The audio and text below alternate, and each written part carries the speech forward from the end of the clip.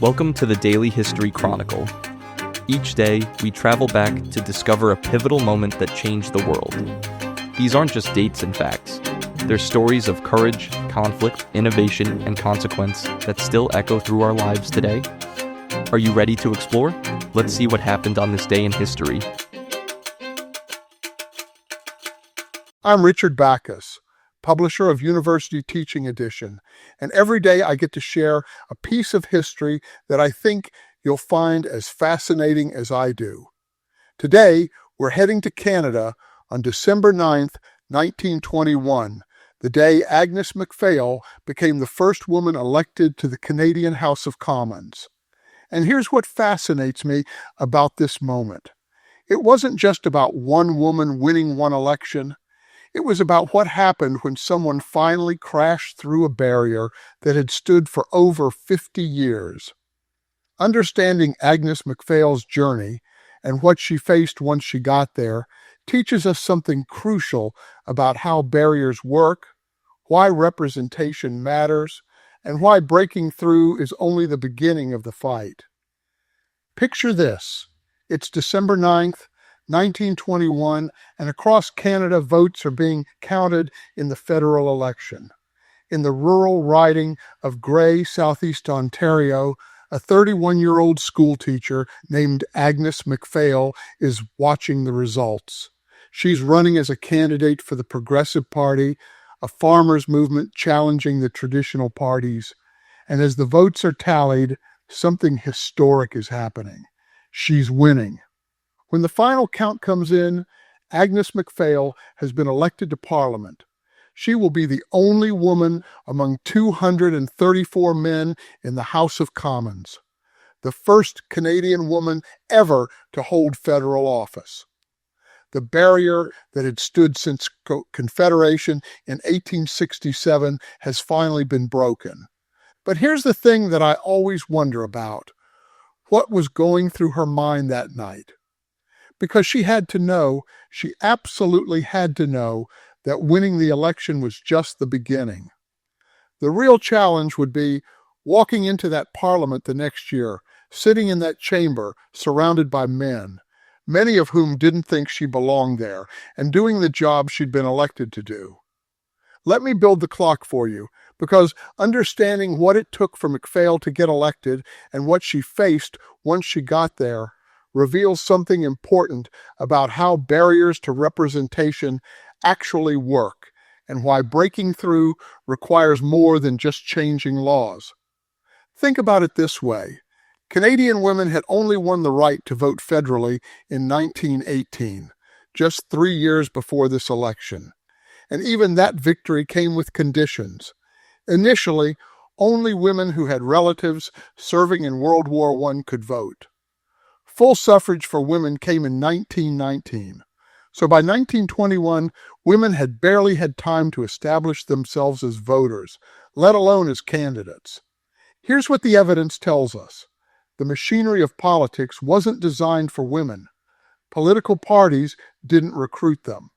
Nominating conventions were male-dominated. Campaign funding went to male candidates. The entire infrastructure of political power, the networks, the connections, the unwritten rules, all of it was built by men for men. But Macphail broke through anyway. And here's how she did it. She ran in a rural farming community where she'd grown up, where people knew her, where her work as a teacher had earned respect. She ran with the Progressive Party, which was new and less bound by tradition than the establishment parties. She ran on issues that mattered to her constituents: farm prices, rural education, and economic fairness. She campaigned as hard as any male candidate, traveling by horse and buggy to remote farmhouses, speaking at community halls, and making her case directly to voters. Think about the position she was in. She wasn't running as the woman candidate. She was running as the best candidate for that riding. But she also knew that every woman in Canada would be watching, that she was carrying their hopes and aspirations, that her success or failure would be used to judge whether women belonged in politics at all. I find myself thinking about the pressure of that.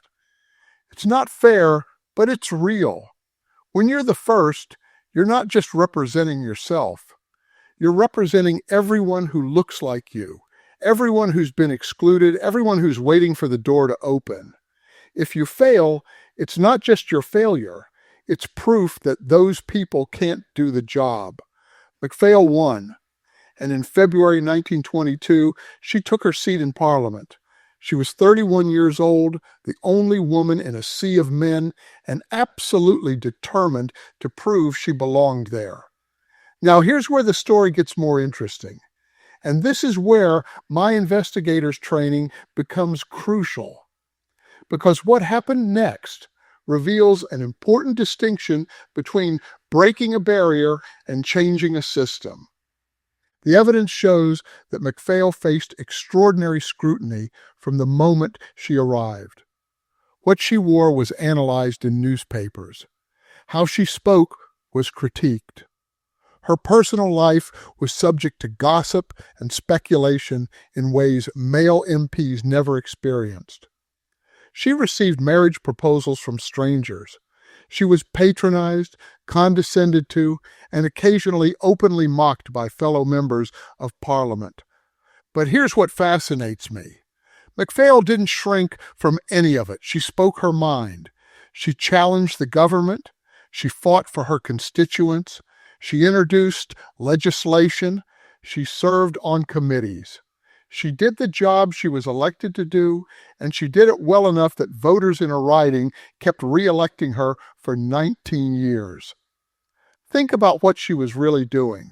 She wasn't just serving her constituents. Though she did that effectively, she was proving every single day that a woman could do this job.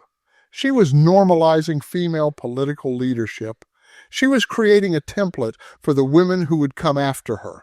And here's what the investigator in me notices. She didn't do it by being perfect. She was opinionated, sometimes difficult, and occasionally made enemies. In other words, she was a normal politician. But because she was the only woman, everything she did was seen through the lens of her gender. When a male MP was difficult, he was just one difficult person. When Macphail was difficult, it became evidence about whether women could handle politics. I always wonder what that must have been like, to know that every mistake you made, every time you lost your temper, every political miscalculation would be used as evidence that women didn't belong in Parliament. That's an impossible standard, but she lived with it for 19 years. We're still facing versions of that same dynamic today. And I think this is where the story gets especially relevant for us, right now. Look at how we treat women in leadership positions, how we scrutinize them differently than men, how we expect them to be both tough and likable, both assertive and warm, both competent and non-threatening. The machinery that made Macphail's job harder, that machinery is still running. Here's what fascinates me. We've made progress. Canada now has women in Parliament, women premiers, women justices. The United States has had women senators, representatives, Supreme Court justices, and vice presidents. Women lead countries around the world. The barrier Macphail broke has stayed broken, but, and this is critical, we still haven't achieved equal representation. Women make up half the population, but nowhere near half of legislative bodies. In Canada's current parliament, women hold about 30% of seats. In the U.S. Congress, it's about 28%. We've broken the barrier, but we haven't leveled the playing field. Think about it. It's been over a century since women won the right to vote in many Western democracies. It's been 100 years since Macphail broke through. Why isn't representation equal yet? The pattern reveals something important. Breaking a barrier isn't the same as changing a system.